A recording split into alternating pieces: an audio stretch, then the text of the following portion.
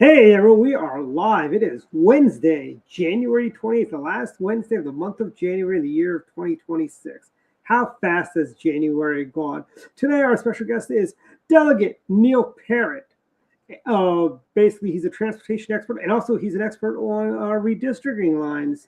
Welcome to the show, and I am Dwight Patel, and Mark Uncle is the host. Mark and Dwight, thanks for having me. I appreciate it. Welcome, Neil. And I got a comment about how well your production values in your home studio. You've got that American flag and the Maryland flag behind you and family pictures. And think about how far we've come since COVID to be prepared to do something like that. But thank you very much. You know, topic number one is something that you've been watching very closely, and that is the effort to do sort of midterm redistricting in Maryland. And why don't you first describe where we are right now and then share what your thoughts are? Well, it's interesting. Just a little background for everyone who's listening. We have to, every 10 years, that's when we draw the new map, and it's based on the census. So the last census was 2020, and so the last map took effect in 2022. So that map, they drew it up in 21, basically early 22. Around this time frame was when the General Assembly passed a map. That map was very partisan. It didn't follow the Maryland Constitution. So I joined Judicial Watch. We sued over that map, and we won. And so they tossed out that map. The Judge Battaglia, said it was an extreme gerrymander for political purposes, and so she threw that map out. Then there was a compromise. There were two different lawsuits. I had mine with Judicial Watch, and then Kathleen Schlega had another one, which was more aligned with Governor Hogan. And they decided to basically compromise with the legislature and not have it go to the Maryland State Supreme Court, but to just say, we agree, and they're going to drop the lawsuit. So at that point, there was a map that went forward. Now, I wasn't happy with that map. I didn't think that it was fair. It's still not fair. Western Maryland is not put together. We should have Carroll, Frederick, Washington, Allegheny, Garrett. That should all be in one district. Unfortunately, Carroll is not part of the district right now. But that's the map that we're dealing with. Anyone who's listening, you probably know that I ran for Congress the last couple of times. And had we had Carroll, we would have a Republican congressman in Western Maryland right now.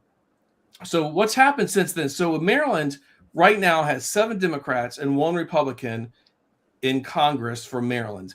And as a result of national pressures, Westmore really wants to get on the action. And he's now drawn a map that makes it 8-0. 8 Democrats, 0 Republicans. It just had a hearing yesterday in the Maryland General Assembly in front of the House Rules Committee. And they passed it out of the House Rules Committee. So it's going to be very soon that they vote. As early as Friday, they could vote to pass this map out of the Maryland General Assembly. Now, that doesn't mean that it's going to stick, because it has to, after this, goes to the Maryland State Senate. And at least to this point, Senator Ferguson, the president of the Senate, has said that he believes this map is unconstitutional and that he wants to stop this map and not allow it to go forward. And his big logic is, we could actually pass this map, which makes it 8-0, but the judges could overturn that map and actually maybe have a map that's 5 Democrats, 5.5 Democrat to 2.5 Republican. I say half because there could be like a toss-up district. And that's actually what Governor Hogan's map did, was 5.5 to 2.5. That was a very fair map that had a nonpartisan team that put that map together, as opposed to what the governor just did, Governor Westmore, pushing through a very partisan map, really led by Senator Angela Alsobrooks. Now, it's probably worth elaborating a little bit, and you're very familiar with all of this because of your participation in the lawsuit you described, that the, quote, Battaglia decision that critiqued the very partisan map that was rejected by the courts and then forced a compromise. Some of the elements are very much exhibited in this latest proposal, and you may want to elaborate, but things like jumping across water, jumping from, excessive, how shall I say, jumping excessively across county lines. Of course, you have to have some county borders, but you have too many county lines. Can you explain a little bit about it, and then we can kind of talk about how this latest map? First, talk about what those requirements are. Sure. Well, in the Maryland State Constitution, it talks about how the congressional district, any districts, need to be, of course, equal population. They need to respect political and geographical boundaries. That's just not county boundaries, the city of Baltimore boundaries. Of course, the geography, not crossing over necessarily the Bay Bridge or going across mountains when you don't have to. And then, so it needs to respect those things when they draw the new map. And this new map didn't care at all. They didn't even, I think, glance at those rules. And actually, it's interesting. They added a twist. Not only did they add a new map, but they added a Maryland constitutional amendment to their bill, which is saying that the way that Battaglia interpreted the Maryland Constitution, which I think she's correct, that the rules for drawing legislative districts are the same, whether it's a state legislative district or whether it's congressional legislative district. They want to change the Constitution, the Democrats in Annapolis, to say that those rules only apply to state legislative maps. And I think everyone I've talked to, any fair-minded person anywhere in the state, I've talked to a lot of Democrats in Montgomery County who would agree that we need to have regular rules that everyone can follow that makes a fair map. And unfortunately, what they're trying to do is change it so that we wouldn't have fair maps really ever again in Congress.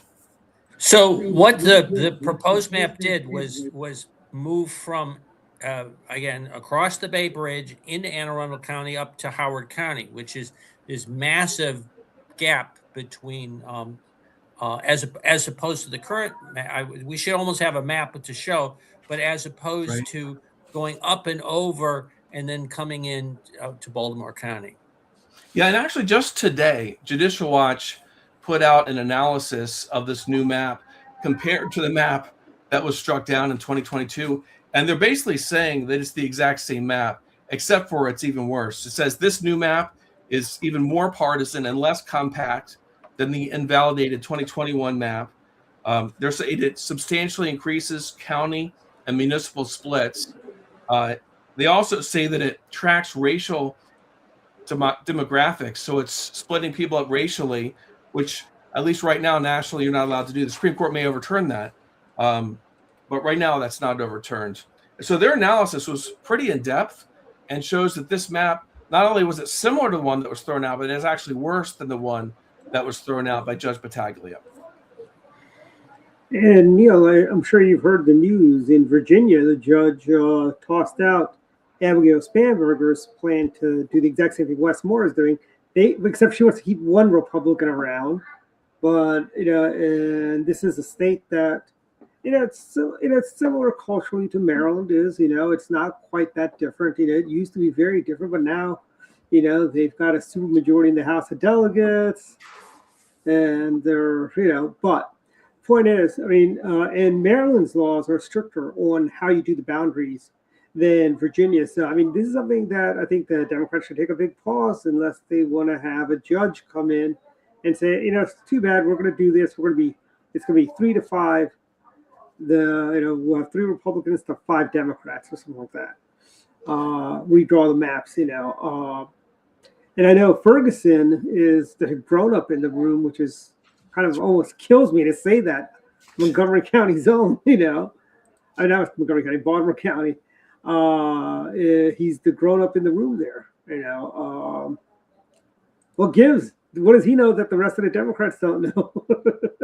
Well, I think he's paying attention. He saw what happened in 2022, and he's using that logic. He's come forward and said, hey, you passed this map. Democrats, you might end up with a map that's even worse than the one you have right now. Not better, not 8-0, like you talked about. We get 5-3, 5.5 to 2.5. That's very, very possible. And actually, I have his quote here, so if anyone wants to see it, this is the Republican Party put this out. This is the quote from Bill Ferguson. He says, "The Governor's Commission recommended a map today that is objectively unconstitutional. It breaks apart more neighborhoods and communities than our existing map, and it fails the constitutional requirement of one person, one vote." So they did fix the one person, one vote when they did the new map that's actually being voted on, but it is still unconstitutional. It still breaks up communities more than the existing map, which already breaks communities more than it should. Neil, this kind of smacks out in the South, the Jim Crow era South, when the Democrats controlled everything. they did the exact same thing with black communities. They would never have a congressional. They could never have a congressional district in favor for an African American to win. It's just smacks of exactly except instead substitute black for Republican, and it's the exact same thing. It's a terrible map. It divides communities. Like even the city of Baltimore is divided 3 different congressional districts. That should not be. They should have representation for the city of Baltimore, just like Western Maryland should have Western Maryland representation, and the Eastern Shore should have Eastern Shore representation, which we have right now actually on the Eastern Shore. But of course, they want to get rid of that and divide the communities and really make Columbia, the center of the state, decide who wins in that congressional district number 1. And Neil, I mean, you know this better than anyone else, being from Western Maryland. People in Cumberland have nothing in common with the values of people who live in Rockville or Germantown, frankly. No, and you see that right now. We have Congressman April Delaney who's there, and she doesn't represent the people of Garrett, Allegheny, Washington. Just doesn't. She comes from a totally different worldview. When she goes shopping, she doesn't actually even live in the district. When she goes shopping, she doesn't talk to people who think the same way. She's in a little microcosm of people who are extremely liberal, and I would say don't even want to follow the rule of law like most of us in Western Maryland would like to. And the audacity of the affordability issue she's been trying to champion, where was she the last election cycle where it was transitory? Remember, Neil? What was that? Inflation, the price of eggs, milk, and bread. She said it was transitory. It's not, all of a sudden, it's affordability. People can't afford houses. People can't afford cars. People can't, Well, it's interesting. She's saying that, but she could care less, honestly. She's trying to win this election. Steve Moore is actually a great economist, and he's put out statistics that shows that the inflation rate was about 2 to 3% under Trump's first term. It exploded under Biden, and now it's actually returning back to that 3%, 2% range. Mm-hmm. So we're way better off now than we were during the Biden years. And for them as Democrats to try and make that an issue. Now, I'll tell you, by the time November rolls around, the big, beautiful bill passed. People are going to get a lot more money than they're expecting, and their tax returns. I expect this economy to continue to improve as we go towards the next election. I think that'll remove that talking point, which might be why you see them going against ICE as much as they are, to try and make that an issue, like anything to distract from what's really the good things that are happening in our country. So let's talk a little bit we talked about the difference in values within District 6, and you were talking before we went on the air about an issue about an ICE facility and how that really kind of separates April Delaney from her district. And could you kind of explain a little bit about what that is all involves? Well, it's interesting, a little background for people who are watching. April Delaney has actually gone to Minnesota. She's very active in going against ICE. She's trying to go as far to the left as she possibly can because David Trone has re-entered this race as well. Right. So you have a billionaire versus a multimillionaire. They're spending a lot of money against each other to try and prove who can win this Democrat primary. And really, because of the way the map is drawn, they really need to win in Montgomery County, which is the most liberal part of the district. So that's what they're vying for, and they're going all out to go as far to the left as they can, which doesn't represent District 6, the vast majority, certainly the landmass, when we look at it. But I don't even think most of the people. And they don't really care about her trying to win another election. And so she's going as much as she can against ICE. She actually came to Hagerstown recently to have a protest to say we don't want to have an ICE facility here, because there was rumor from the Washington Post when it actually broke yesterday that ICE did buy land here in Washington County to have a big ICE facility, and looks like that's going to happen. We don't know yet, but they own the property, and they could put it there. It's a big warehouse, or it'd be very easy to put people. So generally, I think people in this area want to support the federal government. We want to support the rule of law. And it's interesting that Democrats in Annapolis, Governor Moore, even State Senate President Ferguson, they're saying they want to get rid of the working together with ICE, the 529 program, right, 287. That's working really, really well right now in Frederick County. Well, if they get rid of that whole facility in Frederick County, they have to go somewhere. So it makes sense they've already bought land in Washington County in case those agreements were to go away. So, Neil, what does April Delaney have against jobs being created in the 6th district? Because I'm thinking this ICE facility is going to create some jobs for people of Hagerstown, considering Mack Truck is no longer there. It will create some jobs, and it will serve the country well to be able to help facilitate the movement, keep people safe as they're moving forward. Sounds like April Delaney's against jobs. Well, she is. Well, even when we talked before, when I was running against her, manufacturing jobs, it was one of the big things that I wanted to have happen. She doesn't care about manufacturing jobs for Western Maryland. She's all about the politics and trying to make herself look as liberal as possible. Thankfully, President Trump did win, and we are getting manufacturing jobs. I just read today that the United States has just overtaken Japan for producing more steel in the last year. It's the first time that's happened in 30 years. So I think seeing more manufacturing, more steel production coming to the country is a very good thing. Speaking of jobs, one of the sort of backbones of employment is being able to get to work, and that involves coming down to 70. As a candidate and as a delegate, you've been very focused on solutions to make that less congested. Can you elaborate? What's the state of play for that right now, and what would your ideas be? I tell you, it was very, very encouraging when Governor Hogan was the governor. His second term, he had pushed this.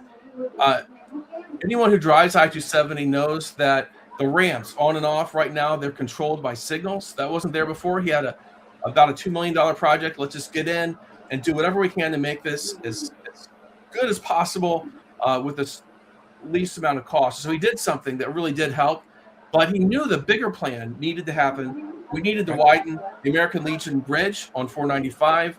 We need to widen 495. We need to widen I-270 and US 15 in Frederick. And it almost happened. Phase 1 was about a month away from getting signed, Right. where we actually would have been widening. But one of the very first things that Governor Westmore did, came in, killed the whole project.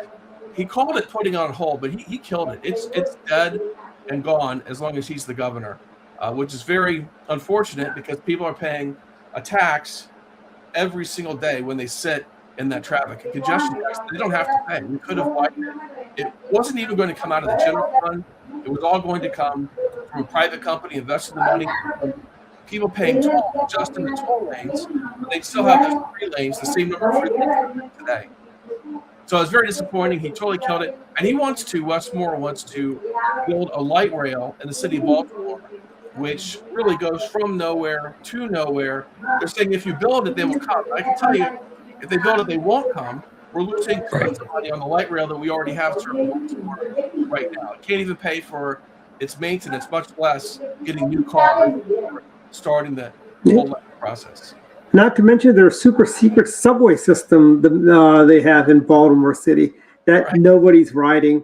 And they don't even take into account things like fare box jumpers. I mean, they're not, and you know how soft on crime they're going to be. It's like, oh, we can't arrest people that jump the gate, Well, it used to be that the rules were you had to have 20% fare box recovery for these light rail projects, for the Baltimore Metro. Forget that now. We're talking maybe 5%. It's really dismal, the fare box recovery. It's just not happening. These are terrible investments. And people, Mark, I have to tell you, I really appreciate the articles that you're writing for Substack and for the club. They're very, very insightful. What we're seeing are people not using public transportation, but are using the free market, things that are out there to help us get there much more quickly and go from the destination to the destination that you really want to go to without having to spend time going places where you don't want to be. And of course, the big model that you always lived in the suburbs and worked downtown, that's just not the way it is anymore. Right. Now, one of the things that's going on in the transportation world, and we've referenced the American Legion Bridge, is the president got together with Governor Moore, and they've put out an RFI. They're asking for proposals for dealing with the with American Legion Bridge. Now, what's kind of interesting in context is that Virginia, Republicans, Democrats, everybody, they have been all in on transportation. Has been one of the differences of the politics of Virginia and Maryland. We've talked about where Governor Moore is. So Virginia have now got express lanes right to the border. In fact, when you're in Maryland and you're getting ready to go to Virginia, you got the first signs that say, you know, move in the direction for if you want to take the express lanes. So we presume that some of the proposals for improving the American Legion Bridge will go back to basically the original ideas that Governor Hogan. Now, we're a long way from actually pulling the trigger on that, but that seems to be the direction that Moore has, basically with a gap of several years in terms of implementation. Am I missing something there? No, it should have already happened. We should be under construction right now. I will say Secretary of Transportation Sean Duffy has just done a phenomenal job. He wasn't just going to hand over the money for the Key Bridge without actually accomplishing something in the state of Maryland, where he saw the major problem is this American Legion Bridge. Mm-hmm. So the Key Bridge, you're a transportation. I mean, your day job is a transportation expert. So I've got the $64,000 question for you. Why has the cost of the Key Bridge construction gone up so dramatically? Well, there are a lot of reasons for that. But part of the reason, and this is actually something that Sean Duffy, as the Secretary of Transportation, honed in on, is when Maryland goes to advertise and they want to buy the parts for the bridge, they're restricting who they can buy these parts from. And then actually who's going to construct the bridge. They want to have a lot of different quotas on who they hire. They also want to make sure that they're paying the union wages. And so by doing that, they're increasing that cost by about 30%. And we see that consistently among projects all across the state. So, I mean, imagine that. We're paying 30% more than we really should in order to have these arbitrary rules. And I think we should just go to the free market and get it done the fastest, least expensive way that we can. And, of course, that's what Sean Duffy wants to see happen. Right. And but then, at this, go ahead. Right. Yeah, I was saying, and at the cost they have right now for the Key Bridge, you know, we may as well build a tunnel using Elon Musk's boring tools. You know, frankly, you know, that's the reason the Chesapeake Bay Bridge tunnel, they did the tunnel, is for basically, you know, you got the Norfolk Naval Base, and they did that so bridge collapse, or back then Cold War politics. What if the Russians blow up the bridge, bottling up the ships? You can't get them out. You know, we could do a tunnel and never have to worry about another tanker running into the bridge and making the bridge unstable, or having another collapse. Frankly, I did look in. I'll say I did look into that. It's interesting what Elon's done is he's focused on the boring cost, and most of the expense of building a tunnel is all of the sort of ancillary or additional things like towers, emergency exits, and shoring. And also with a road, you need a much longer approach in order to get to a tunnel. So I don't know. I for a while I thought maybe there was an idea there, and then as you kind of looked into what are the cost elements for a tunnel, I have to say I came away a little bit I went back to the bridge. Let's put it that way. Well, you know, and here's the most interesting. The original bridge from cradle to grave was 6 years. I think it was 7 years is the total time. I mean, Neil, you and I were alive when there was no Key Bridge in Baltimore. I mean, we were alive when there was no Harbor Tunnel in there either, or Fort McHenry Tunnel, I should say. Yeah. This smacks of all the over regulations we've had over the years by the EPA, NIPA, all this crazy. And then we got those stupid Davis-Bacon rules that basically kicks up the price by almost 20, 30, 40% of the cost. Just look at the last bridge we built, where we had a clear comparison. The Woodrow Wilson Bridge, the Maryland side used all those union rules and all that. Virginia used, common sense, and our bridge we were behind schedule and over budget, while Virginia came in ahead of schedule and below budget. Well, that's letting the free market work. That's what we were just talking about earlier. I agree with you. I will say there is some encouraging news there. The NEPA process, President Trump wants to streamline that process, and he's working with Secretary Duffy to make that happen. I think that needs to happen. Right now, it's just taking so long to build anything at all. I will say this. I was working at the State Highway Administration, and I was, the ICC that Governor Ehrlich wanted. Bob Ehrlich Expressway, yeah. Yeah, so it was his, obviously his term. I had a bet with one of the planners. They said there's no way they're going to build it or even start it in the 4 years. And I won that bet, but I'll tell you why I won. Only because George Bush came in and said, we need to streamline several projects that are really important. And this is one of the ones that he streamlined through that NEPA process. Had it been the regular NEPA process, there's no way I would have won that bet. And that road actually wouldn't be there today. Very true. I mean, it's so shocking how little common sense these bureaucrats have. And it'd be nice if they tried just a little bit of common sense. It'll go such a long way. I mean, the traffic issues. Today, we had the pleasure of listening to Governor Ehrlich and the First Lady speak at a lunch today. And, they made an excellent point. All the traffic. And Kendall made the funniest one. He goes, is this the day there's going to be a leak in the tunnel? Because you've got those trucks going through there. I mean, it's a safety issue. And I don't know if you've been through Baltimore and 695 of late. There's always traffic. You go on a Saturday, a Sunday, a Monday, or a Friday. Any day of the week, you're going to hit traffic on Baltimore. But at least Baltimore, they're adding hot lanes so you could cruise by a lot of this stuff, which I think the rest of the state, I think, needs to get into the program. And I know you mentioned Route 15, a road that I use a lot. It's close and dear to my heart. One of the things they definitely need to do is, one, get rid of the traffic light at St. Mary's College over there.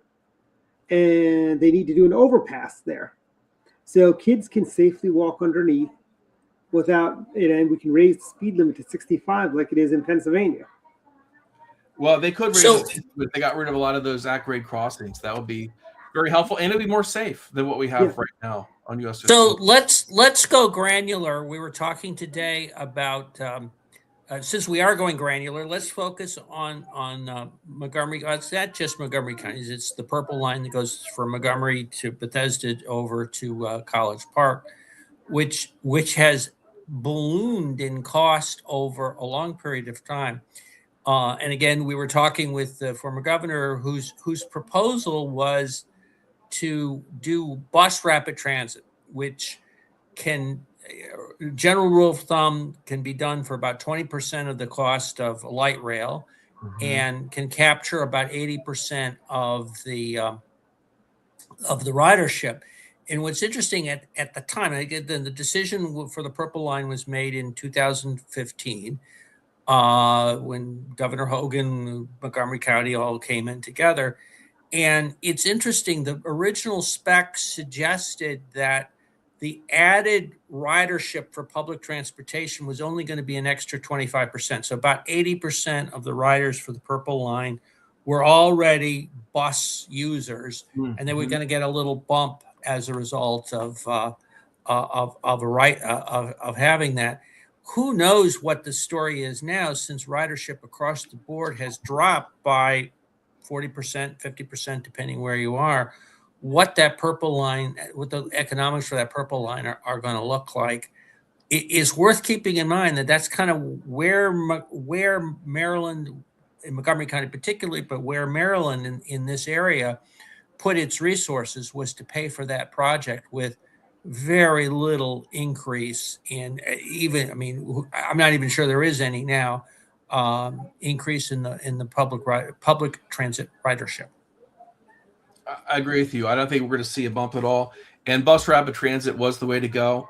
Hogan was in between a rock and a hard place when he came in. O'Malley had really pushed this purple line and the red line in Baltimore, saying this is going to solve all our woes. It's going to help build up the economy in these areas. And Hogan picked one. He ended up stopping the red line, but allowing the purple line to go forward. I think that was just a political calculation he made. Yep. I think had it not been so much pressure, he would have probably done something like the bus rapid transit, which would have been a much more economical and a better solution. I went to the University of Maryland at College Park, so I lived there. Dwight, you went there too. Yeah. Have you been to Maryland recently? Yes, I have. I was actually there not too long ago, and let me tell you that it kills me when I see the seal. The big M is now off to the side. It's not there. Right. It's impossible to get through there with all the tracks, and they're just asking for an accident to happen. Running that purple line through campus. You remember when you were driving on campus, that campus drive, you had to kind of really pay attention, to kids jumping out in front right by the Union or right by the library, right by the School of Architecture, which is right on campus drive as well.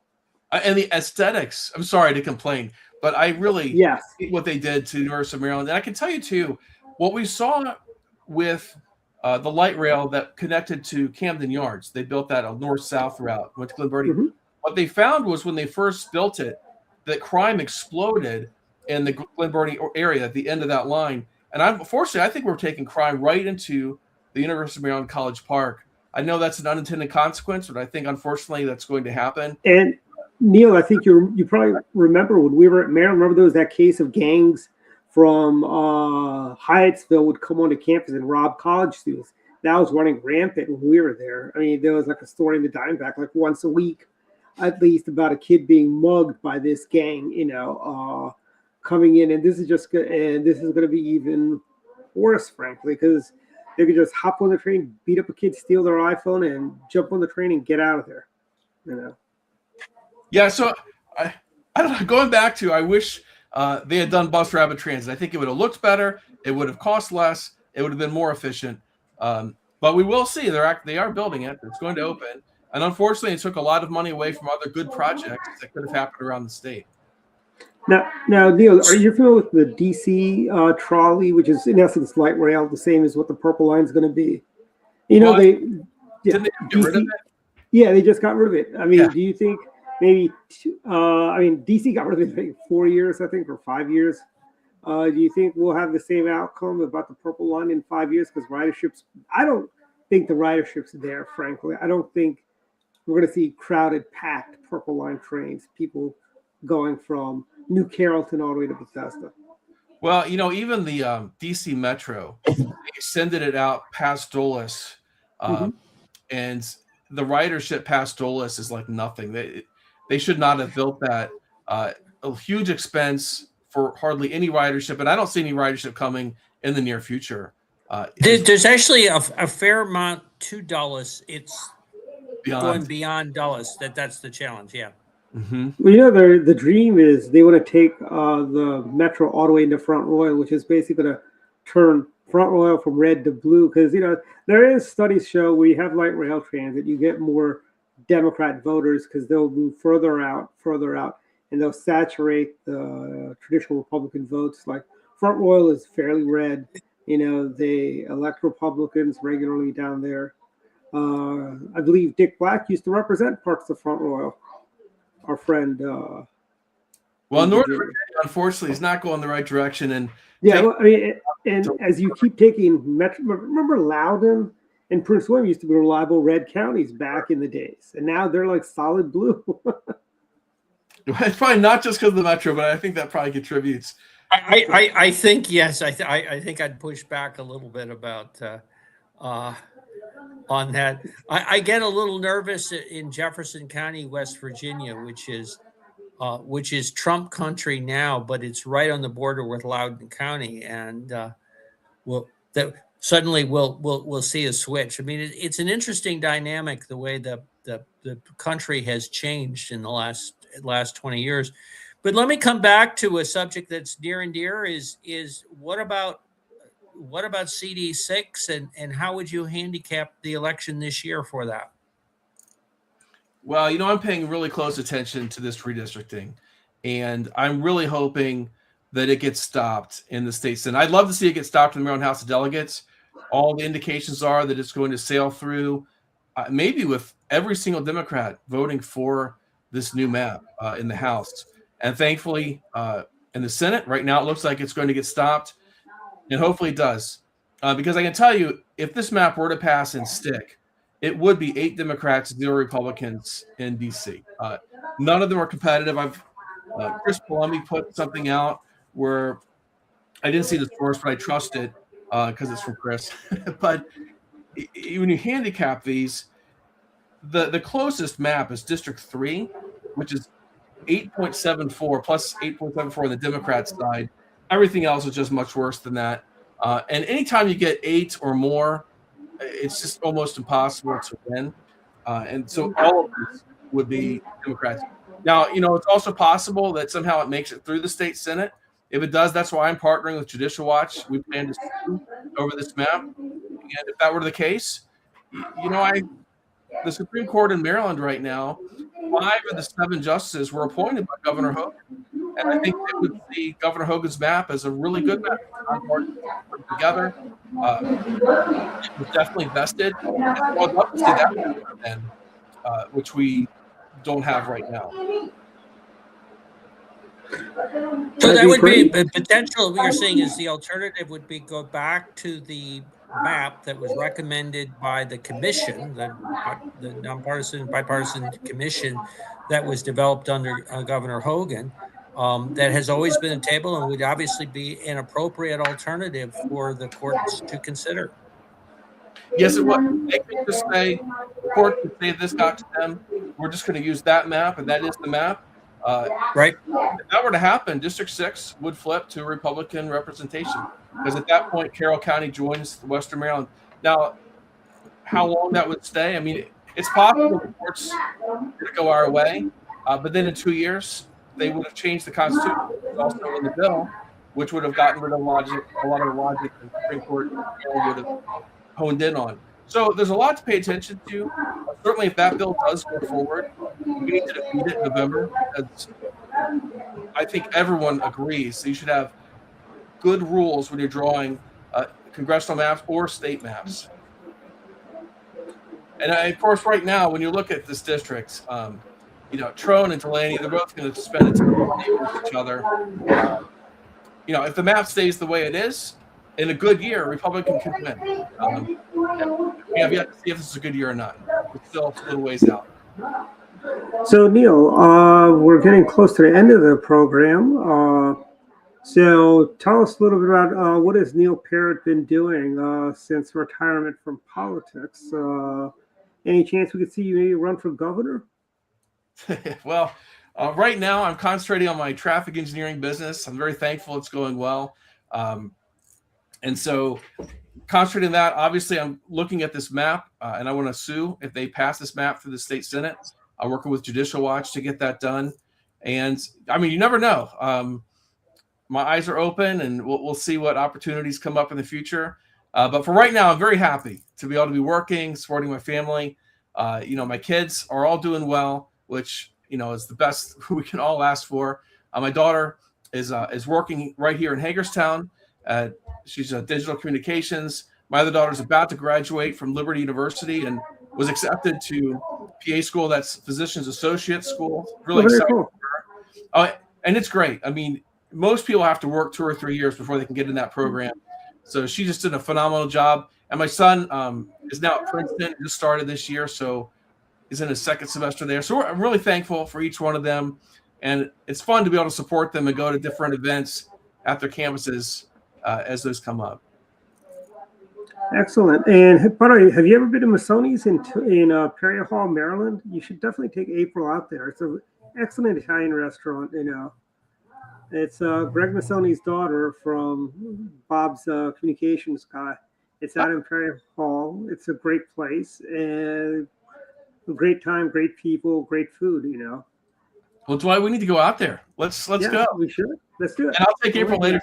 Greg Missoni, I campaigned, that was back in 2010, and he was on the Ehrlich's campaign, and he was just a great guy. And so I'm really thankful for him. It's really cool that his daughter has opened this restaurant. Everybody who's listening, I would also encourage you to support her, because that's just a great family. Excellent family, yes.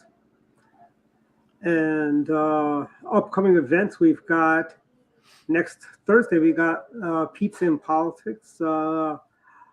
I may or may not be there. It all depends on Artemis. Most likely I'll be down in Florida for the launch of Artemis. I'm just trying to work a way that I can get into the control room when they're doing the launch. Be right there in the middle of the action. That's like the bucket list. I don't know what Dwight in the control room. I tell you. Hey, I did get up to the vehicle assembly area. I got a picture with Artemis. I think probably the greatest selfie ever with the Artemis rocket. Yep. But we got that. And subscribe to our Substack. Just go to directlinenews.substack.com. Check it out. Check out the Montgomery County Republican Club website. We've got some great articles, including this article here, Neil. Let me share the screen and show you this.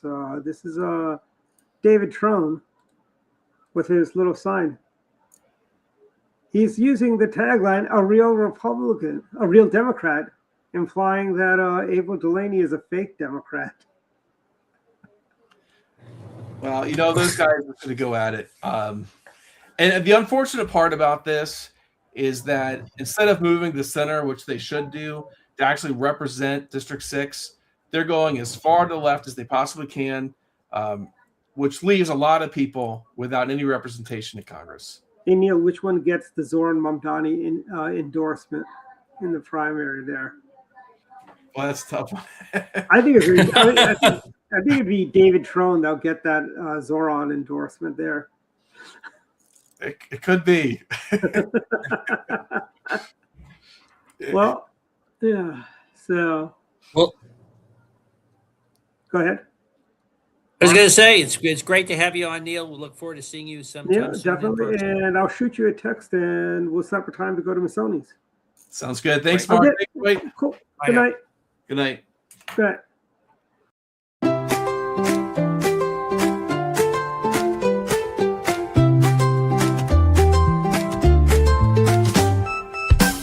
Let's go down to Missoni's, where Italian cuisine shines.